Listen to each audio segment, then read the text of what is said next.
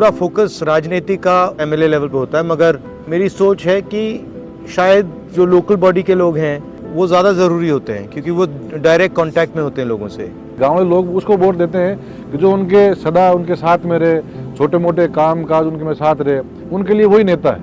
आजकल क्या होता है और पूरे हिंदुस्तान में हो रहा है, सरकारों को ब्यूरोक्रेसी चलाती है। जी सर, बहुत ठीक है, उन्होंने ठेका ले रखा है, वो जो भी डिसीजन लेना चाहते हैं लेते हैं और उनसे पावर लेकर नीचे धकेलना है। दूसरी बात, जो प्रधानमंत्री बीमा योजना है वो डायरेक्ट किसान के जेब में से उद्योगपति के बैंक अकाउंट में ट्रांसफर है।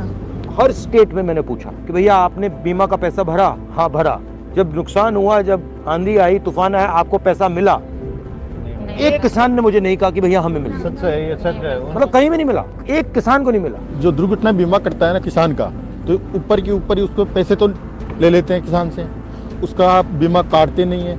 बाय दी वे 1000 किसानों का बीमा कट गया तो वो तो रख लेते हैं जेब में पैसा, और 1000 में एक दुर्घटना से खत्म हो जाता है और उसके घर वाले उसके पास जाते हैं ना, तो कोऑपरेटिव सोसाइटी में ये कहा जाता है कि बीमा कटाया ही नहीं था। हम जो योजना लाए थे, ये न्याय योजना जो है, जो हर महीने हिंदुस्तान के गरीब लोगों को 6000 रुपए बैंक अकाउंट में डायरेक्ट डालने के, वैसा कोई ना कोई योजना हमें निकालनी पड़ेगी जिससे किसान के पैरों के नीचे एक फर्श सा बन जाए, जिसके नीचे वो जा ही ना पाए। किसान की समर्थन मूल्य पे जो खरीद होती है और आमदनी दोगुनी करने की बात है, तो समर्थन मूल्य दोगुना कर देना, ये अन्नदाता है ना, मेहनत की कमाई खाता है, उससे भी कर लेगा। हमने ये छत्तीसगढ़ में किया है और उससे क्या होता है, अगर किसान को सही दाम मिलता है, पूरे प्रदेश की इकोनॉमी स्टार्ट हो जाती है। किसान की सबसे बड़ी समस्या, सबसे बड़ा दुश्मन है आवारा पशु। पूरी रात भर इस ठिठुरती सर्दी में किसान सुबह 5 बजे तक रखवाली करेगा।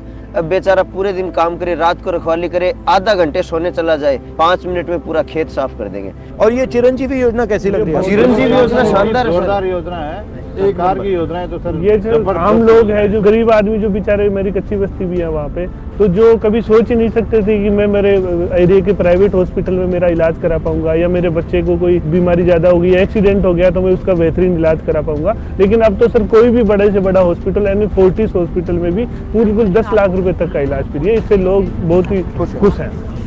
इंग्लिश मीडियम स्कूल में पढ़ना एक सपना सा था गांव के लोगों के लिए। बड़े महानगरों में तो इंग्लिश मीडियम स्कूलें थी। ये मेरी सोच है। देखिए, आपको हिंदी पढ़नी है, आपको बंगाली पढ़नी है, आपको लोकल लैंग्वेज पढ़नी है, आप पढ़ो, वो बहुत जरूरी है।